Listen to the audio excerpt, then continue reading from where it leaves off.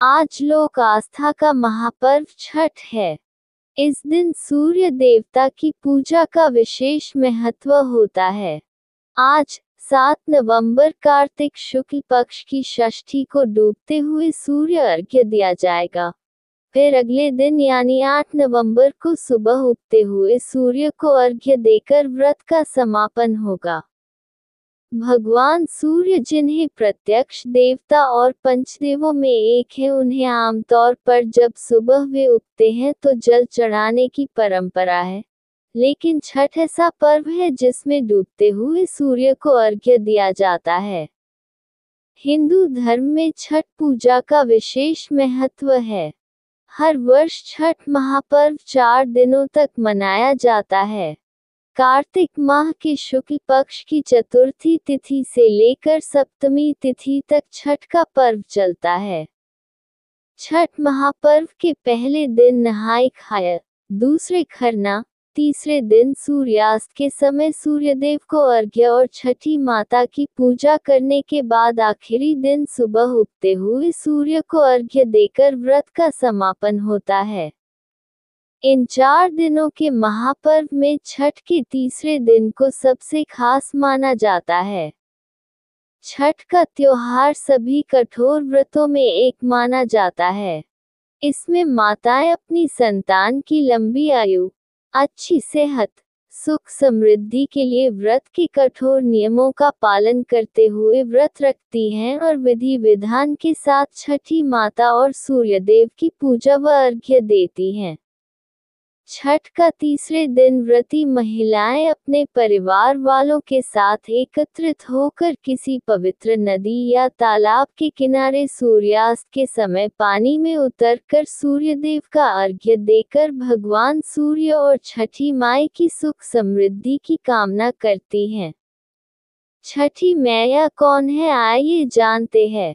पौराणिक कथाओं के मुताबिक छठी मैया ब्रह्मा जी की मानस पुत्री हैं।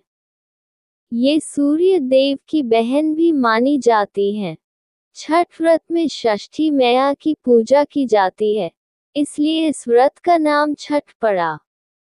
पौराणिक कथा के अनुसार ब्रह्मा जी ने सृष्टि की रचना करने के लिए खुद को 2 भागों में बांटा, जिसमें दाएं भाग में पुरुष और बाएं भाग में प्रकृति का रूप सामने आया।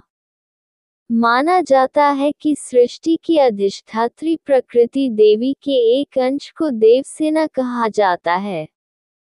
चूंकि प्रकृति का छठ अंश होने की वजह से देवी का एक नाम षष्ठी भी है, जिन्हें छठी मैया के नाम से जानते हैं। छठी मैया से जुड़ी पौराणिक कथा। पौराणिक कथा के अनुसार राजा प्रियंवद बहुत दिनों तक कोई संतान नहीं हुआ, जिसके बाद महर्षि कश्यप ने यज्ञ कराकर प्रियंवद की पत्नी को यत्र आहुति के लिए बने प्रसाद को खाने के लिए कहा, जिसके बाद प्रियंवद की पत्नी मालिनी को पुत्र की प्राप्ति तो हुई, लेकिन वह मृत था। प्रियंवद अपने मृत पुत्र को लेकर शमशान गए और वहां पुत्र वियोग से प्राण की आहुति देने लगे। कहते हैं कि उसी वक्त ब्रह्मा जी की मानस पुत्री देवसेना प्रकट हुई और कहा कि वे षष्ठी माता हैं और उनकी पूजा करने से पुत्र की प्राप्ति होगी। षष्ठी माता के कहने पर राजा प्रियंवद ने वैसा ही किया, जिसके बाद उन्हें तेजस्वी पुत्र की प्राप्ति हुई। तब से कार्तिक शुक्ल षष्ठी के दिन षष्ठी माता की पूजा शुरू हुई, जो आज तक जीवंत है।